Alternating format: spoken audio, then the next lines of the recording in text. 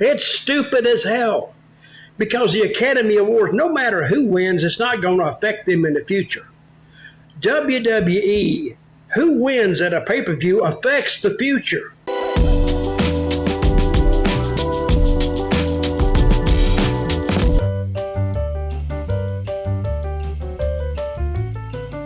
Talking about Vince McMahon, his return to the company in January was, of course, to facilitate a sale of WWE. And talking about that, WWE is looking to make massive changes with a new report from CNBC, which talks about WWE discussing or in talks with state regulators in Colorado and Michigan to actually have legalized betting on WWE outcomes. This is something brand new. They're gonna, of course, there are certain applications and betting platforms where you can bet on professional wrestling, but you can only make small scale bets. They want to make it legalized, and they're using the Academy Awards as like a template because the Academy Awards have accounting firms that keep the results safe for people to bet on who would win the Academy Awards. But the Academy Awards is much different than WWE because writers are not dictating the outcome of the Academy Awards. So it's a very kind of slippery slope that they're going down. But what do you think about it? It's stupid as hell because the Academy Awards, no matter who wins, it's not going to affect them in the future. WWE, who wins at a pay-per-view affects the future.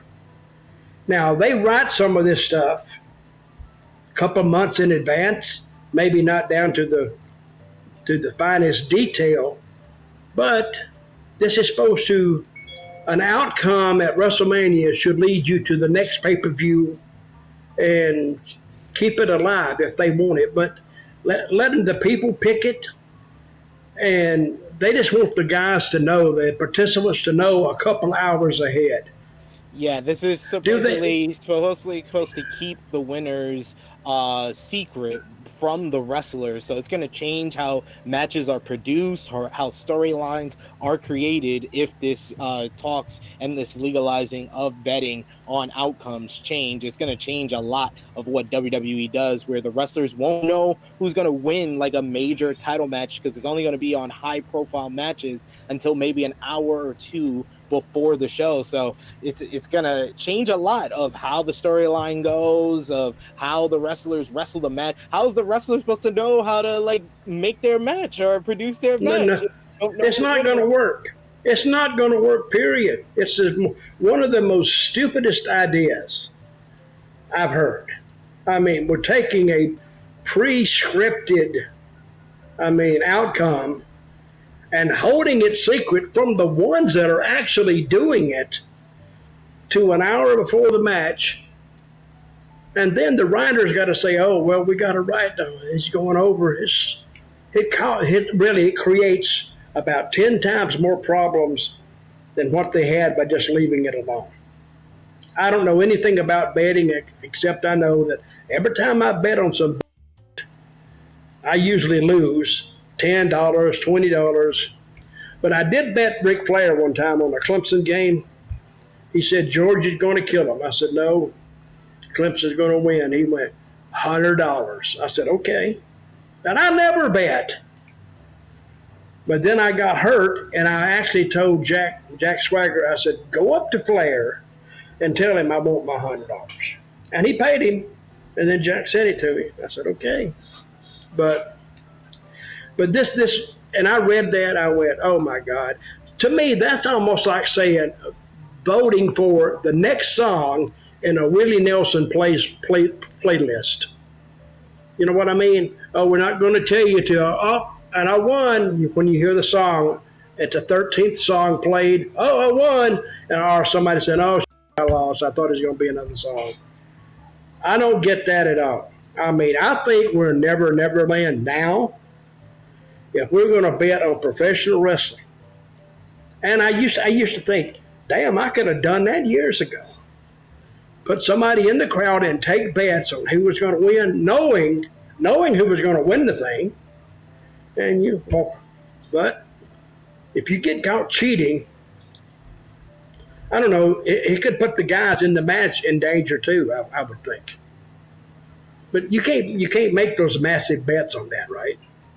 No, not right now. You can't make the bets. It's really like I know in Europe, UK, you can do it. yeah, in the UK you can make bets on the outcome, but this is really for the United States, and that's why they're speaking with state regulators in Colorado and Michigan right now to see if this is possible of becoming to fruition.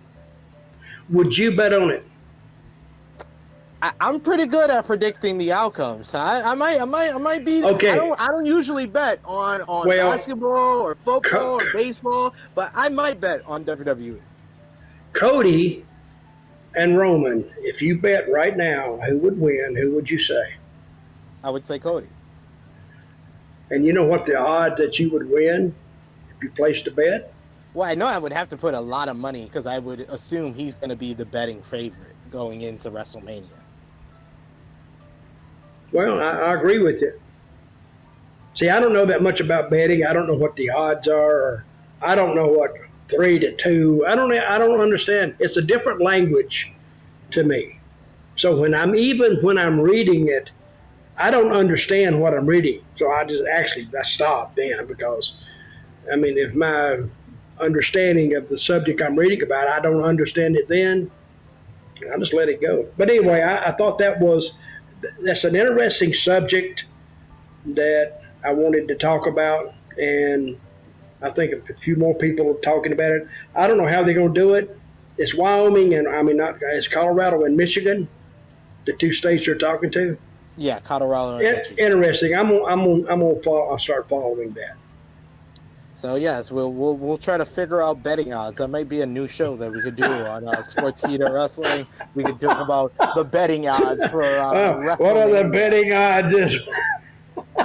What are the betting odds? What's the betting odds that Rick and Dutch will make the show? That might be pretty good too.